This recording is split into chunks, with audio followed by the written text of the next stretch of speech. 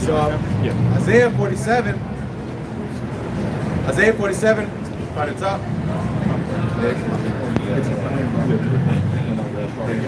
So Isaiah 47 in verse 12, it says, stand now with thine enchantments in the multitude of thy sorceries. Real quick too, and that enchantment, because everything they're doing right now is enchantment on you.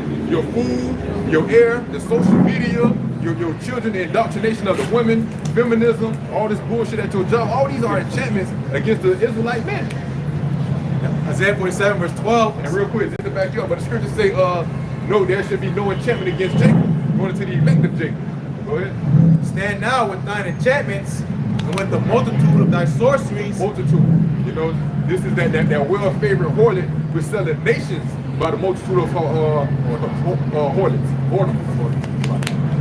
It says, wherein thou hast labored from thy youth. Yep.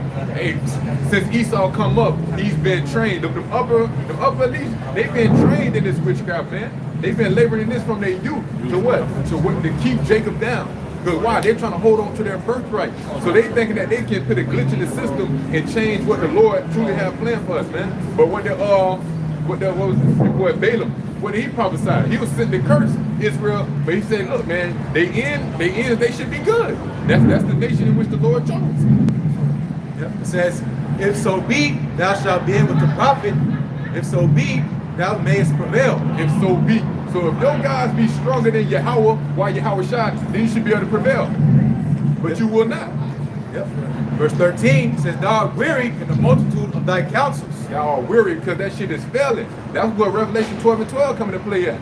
Because he had but a short time. So now Esau Edom, he's finna have to get physical out here, man. And that's where the persecution coming in at. And ultimately, this is the Lord, you know, finna sweep away 2/3 of the nation of Israel over here and ultimately bring forth this last final judgment and send Yahweh Shah to redeem his elect, man.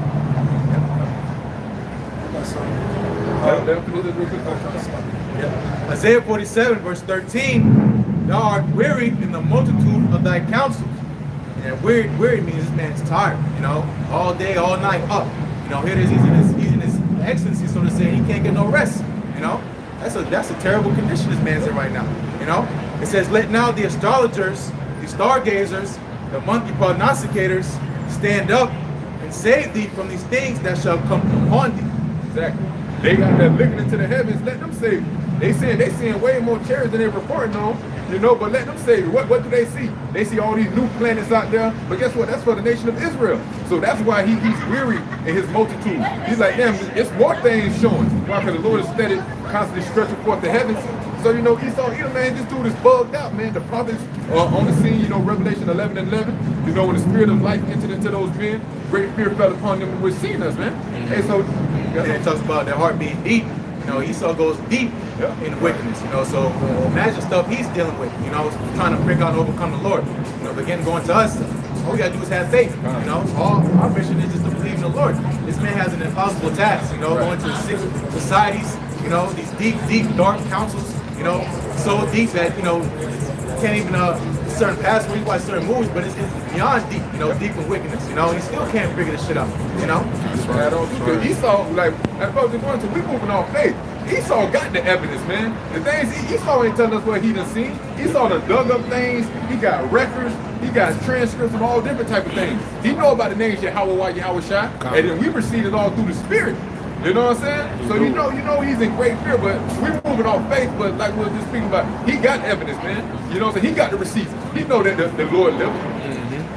That's why he's called a slanderer. To tell a lie, you got to know the truth. You know, so he's lying against what ultimately the truth is, and the Spirit of the Lord is making him bear. That's why he's losing his power. Right. Isaiah 47 verse 14, behold, they shall be as stubble, the fire shall burn them. They shall not deliver themselves from the power of the flame, therefore shall not be a coal to warm at it, nor a fire to sit before it. It's missiles, you know. These missiles they're on fire starters, you know. As soon as they touch down, it's going to devour everything in this place, you know. So try to stop the countdown of these missiles, you know. And even if you go into your mind, hey, let's talk about the heart of the kings is in the hand of the Lord, you know. You talk about that evil thought, you know. Right now they be like, man, this shit ain't right. We ain't going over. We just playing. We pump faking. You know, we're not going to do no thermal missiles. shoot them over here in America, whatever Putin's thinking right now, But evil thought, whoever's in power, evil thoughts enter into them, going to the left-hand angel and shoot it, press the button, So the Lord is, again, he's in control of everything. You can't divide. You can't overcome the counsel of the Lord, So you have something about the word. Yeah, kind of. It's going into enchantments. Brothers was mentioning enchantments, and that's something heavy to point out through the spirit that Jake failed to realize, how much of a brainwashing state that they're under. Right? So this is the etymology of enchant. It says literal practice sorcery or witchcraft on and figurative delight in a high degree, charm, fascinate, and it says bewitch, charm, cast a spell. Okay, and even when you go into the word sorcery, see, it's showing you that that's the same spirit that was in that serpent in the garden. Okay, that devil, that evil snake. Okay, right. Because when you go into Genesis, the 3rd chapter, right, it says real quick. This is the definition of sorcery as well. When you go to Genesis 1 and 3, it says, now the serpent was more subtle than any beast of the field which the Lord, Yahweh Bashim Yahushua, had made.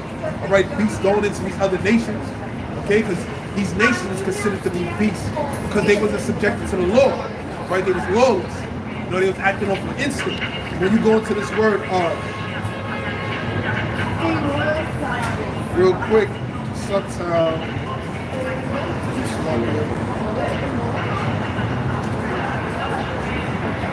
crafty, cunning. And basically going into like the indignation, right? Indivination, I should say. So like indivination, and that's what sorcery goes into. So basically Esau, like the brothers is expounding on how deep Esau does enchantments on our people through the media. Okay, they brainwash you to believe a false life, right? They brainwash you to believe that the medicine that they're giving out is actually medicine when it's poison. Right. See, when you go into the book of Revelation, the 18th chapter, it talks about through thy sorcery, they have deceived the nations. You go into that word sorcery, it's pharmakita, okay, where the word pharmacy comes from, okay? Yep. And that's where they distinguish their drugs, or distribute their drugs. Hey, that which is proof. Exactly. That's right. Like those 1 or 2. Basically, the left-hand side of magic. He started stirring up that witch's brew, and he basically administered that poison to you. That's why it's called witchcraft. Craft, it's a skilled practice. That's right. He's a skilled witch. And that's what he does. That's what his profession is. He's a damn thief.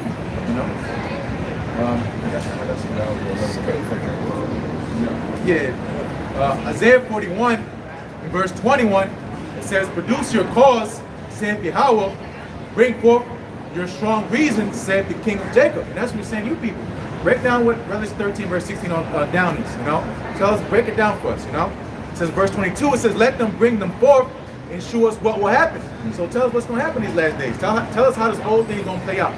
Go into your books, go into your library, go into your science so-called and tell us how this thing is going to play out, So let them shew the former things what they be. All right, break down the Old Testament, break down the future prophecies, the things of our forefathers that wrote about concerning Yahushua, concerning things here in these last days, It says that we may consider them and know the latter end of them, or declare us things for to come, So, hey, we'll be fair, Show us something that would make us disbelieve what we believe in, Show us evidence that backs up what you believe in, besides just being a scoffer, just saying, oh, that ain't it, but you're not showing nothing to back it up. Everything we preach, we back it up through scriptures. We say precept upon precept, line upon line, here a little, there a little. We even have archaeological proof to break down some of the stuff we break down, which we don't need, though, it comes down to faith.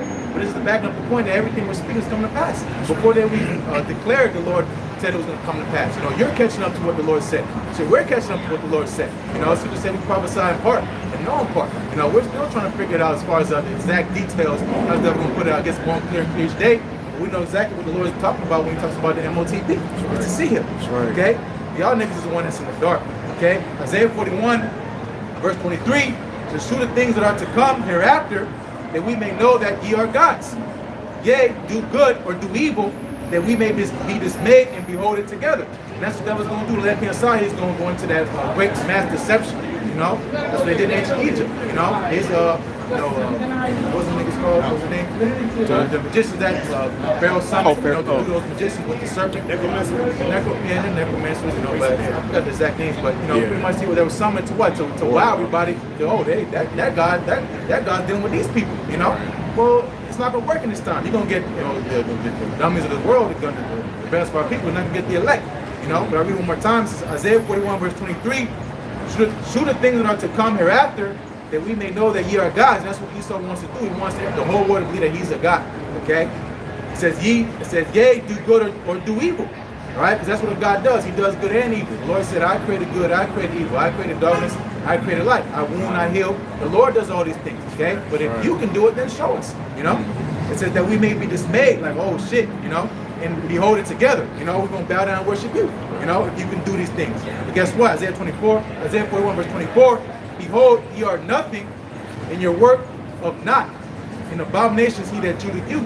Okay? You know, it's again going to these idols and these idol worship, because that's what it is. So I mean, he's trying to make himself a god. He's an idol.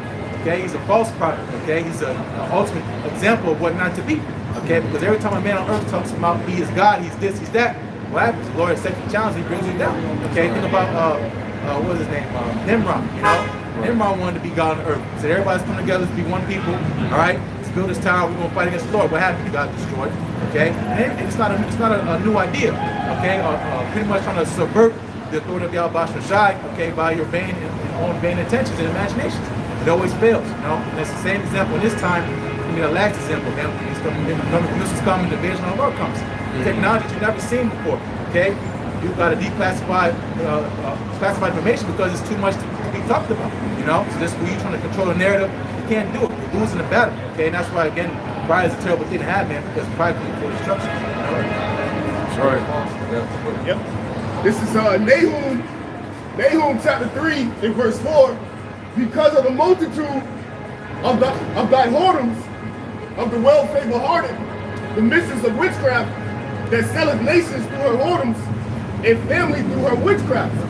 That's the point. You know, this is how this place got his power. You know, selling the nations through witchcraft, man. Back the brother up. So you're gonna have to stand in that same. You're gonna have to bring that same energy when your Yahweh show up, man. Yep. See. Yep, because you go into a market, you know, the seller can only make money if you buy the shit, you know, so that's what happened. The world bought Esau's bullshit, you know, it goes into Jeremiah 51 and 7, Babylon in that golden cup in the Lord's hand, I got the whole earth to drink. Everybody's on that juice, we drank a little bit too, shit, you know, we thought it was straight, you know, but we eventually sobered up and say this is bullcrap. Woke up with a hangover, big old headache, because why? Because this world promotes and pushes nothing but confusion, you know, so that's what this devil's gonna do, he's gonna try to confuse you, create chaos, because that creates vulnerability. You know, when you're vulnerable, you don't act right. You know, because fear, all right, fear is what this devil uses to control you. All right, a lot of theatrical emotions will try to again woo you, but to ultimately sway away from judgment. You know that the things that are happening on earth is not right, but you're in agreement because you're joining hand in hand, which is the good thing to do. You've been, I was going to say with old foolish Galatians who bewitched you. You niggas been bewitched. You know.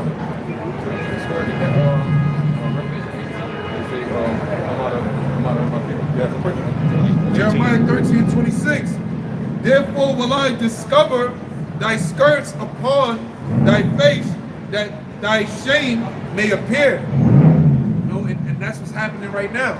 Right, this devil, all right, that serpent going back into the garden, okay, that wicked demon is being revealed. That same spirit, all right, that was on the earth back in Cain, all right, was sealed in that nation of Edom.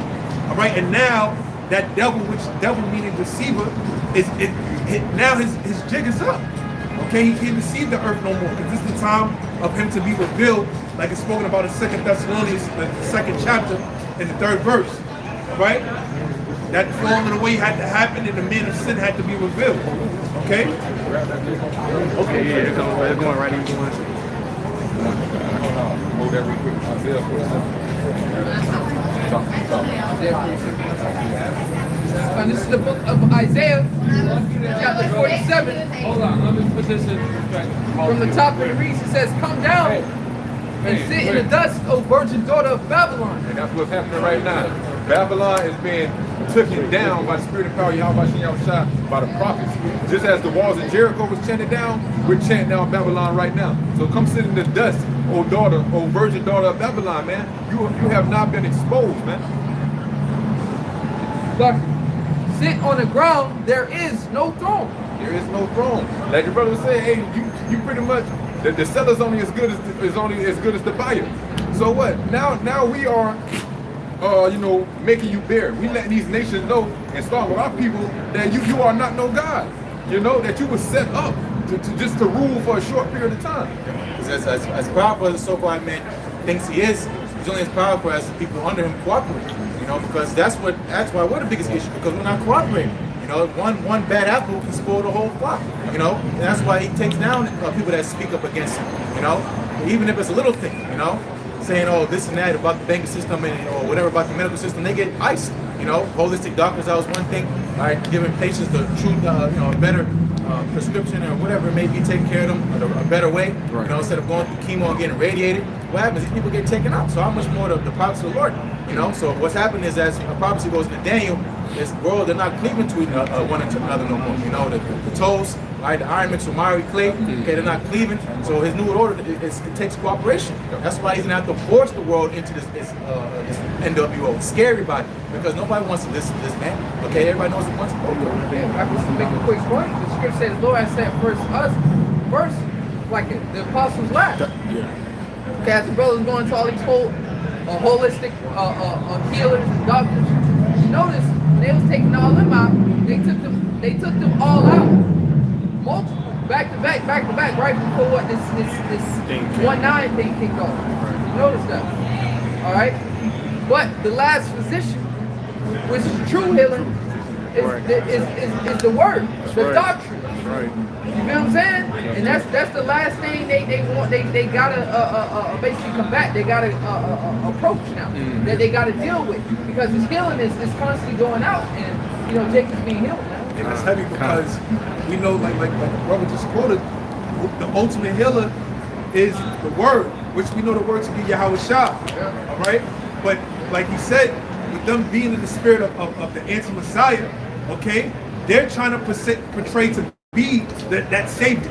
Okay, they're trying to come with those smooth words to persuade Jake, all right, with those miracles. Right. Okay, yeah, we don't need God. Like Harari was saying, right? We don't need God no more. Right. Okay, we can be God. This is what the devil is trying to perceive to the world, that they're the savior.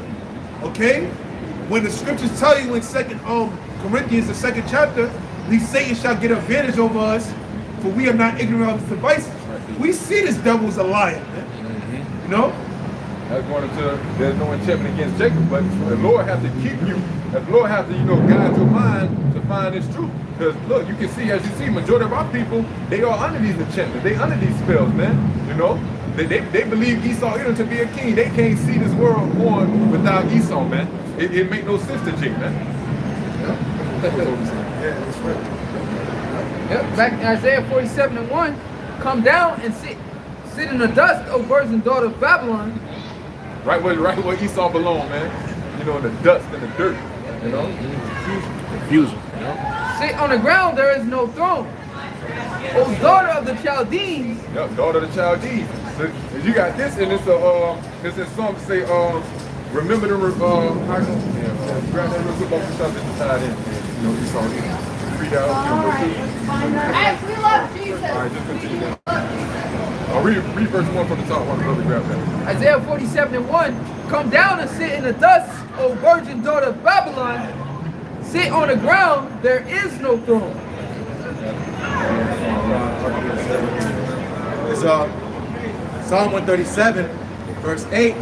It says, O daughter of Babylon, who art to be destroyed,